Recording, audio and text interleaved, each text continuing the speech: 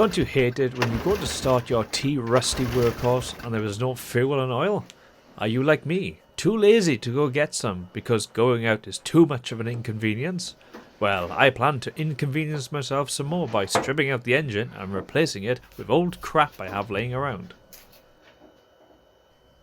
First we simply unbolt the motor from the chassis, forgetting that there was some large metal rod in the way preventing it from coming out. So then we unscrew the Jesus bolt, which keeps the whacker blade from whacking your shins. I don't know if it's meant to look like this, or if it just had taken a battering over the years. Oops, mind your head. Then we give it a bit of a clean to pretend as if we care about what it looks like. Here, it looks like I'm pointing out the holes I'm going to use to mount the new motor to, but actually, I'm giving you the middle finger. I'm going to use some wooden board as the new motor mount. I also decided to do this in my pyjamas. I needed to remove some of the fouling corners and then test fit it. Now, I have had the Speed Cunttroller for what seems like all my life. I had no idea what I wanted to use it for, but now seems to be a good time. I don't know the voltage or current rating, I will just trust that the Chinese know what they're doing. The motor is of unknown origin too. I tried it at 5 volt, but no dice. But 12 volt, and it runs like butter on a hot pan. Although, I am using the Speed Cunttroller here to keep the revs low. Until I didn't. I don't have a tachometer to measure, but I can tell you, it fast. So, back to mounting of the board. Weird why I talked about the motor just then, but you're introduced now at least. I then drilled through, installing it loosely, then marking the remaining holes before giving it the old righty-tighty.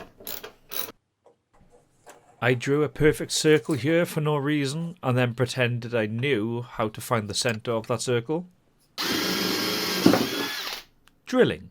I drilled that hole bigger than the pilot drill for the hole saw. Love that for me. See how she shakes? That's a no-no. Also, I drilled the hole for no reason. I even kept the money shot off camera. And then had a fun time getting the wood out of the hole saw. Actually, maybe I did that hole so I could draw on the next bigger hole I needed to make. No, well, I'll call myself an idiot and be done with it. Although, using earmuffs, good Ben. Eye protection and honesty. Jesus. The old thumbs up to camera. Who are you doing that for? To whom's benefit? I then mark the final mounting holes for the motor so that I can mount it to the mounting plate so that it can be correctly mounted. Now, how was I to mount the whacker blade?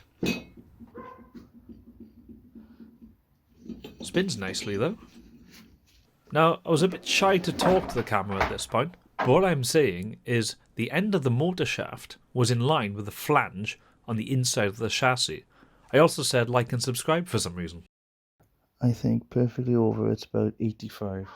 God, that was creepy. Like, I was right in your ear then, wasn't I? Sorry. So, obviously, I need an adapter to go between the whacker and the motor. So, you know what would be a good idea? 3D printing the part which needs the highest factor of safety. I too like to live dangerously. Ready to mount everything together again.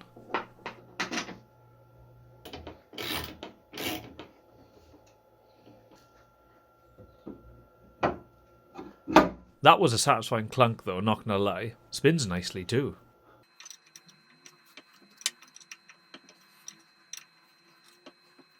Yep, the old tug test. That bad boy isn't going anywhere. Spins nicely too. Ground clearance is absolutely nice. I didn't check what it was before, but it seemed right. As Jeremy Clarkson would say, where is the power? Well, now we can wire back the ESC and we can wire it up to the 12 volt car battery. From Halfords. Hashtag not sponsored. I put the ESC back in the bag to prevent shorting.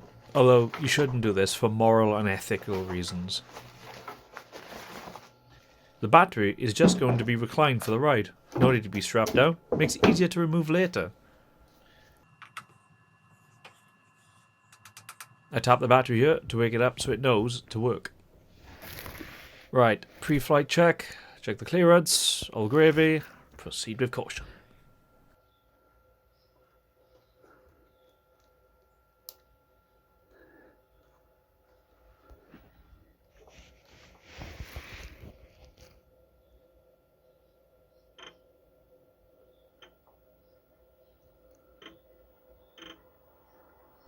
Ooh, it's got some wobble going on. Oh yeah, now we're talking.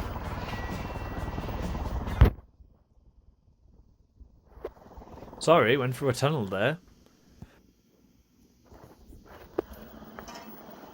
Turn it up a bit. Sounds like a tractor now.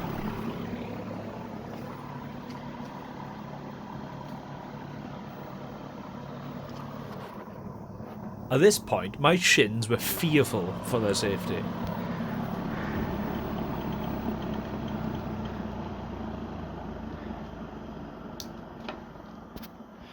Success! Let's do a function test.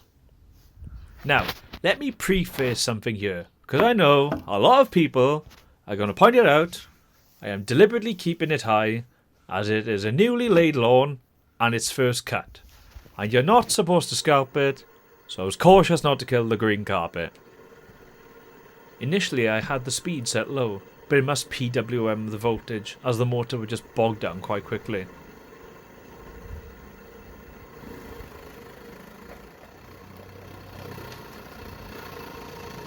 And, proof if needed, here is me touching some grass. Nice crocs, boy. Again, giving the lawn a little buzz cut, trying to be respectful of not taking too much off the grass. Even though this footage looks like it's doing naff all. It is at least trimming it. It does sound good though. All this is the air being churned around inside, as the motor is silent.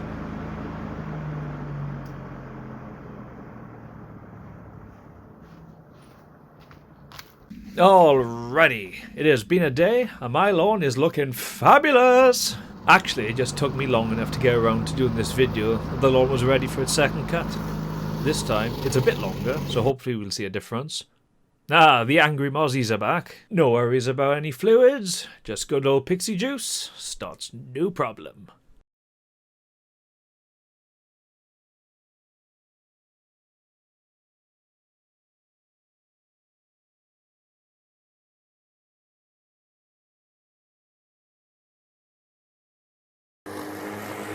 I ran over something here and pretty much stalled the motor. I couldn't think of a joke for this bit, so use your imagination. So, yeah, that's it. Does it look like a lawnmower? Debatable. Does it do the job? Questionable. Am I going to buy a new lawnmower now? Absolutely not.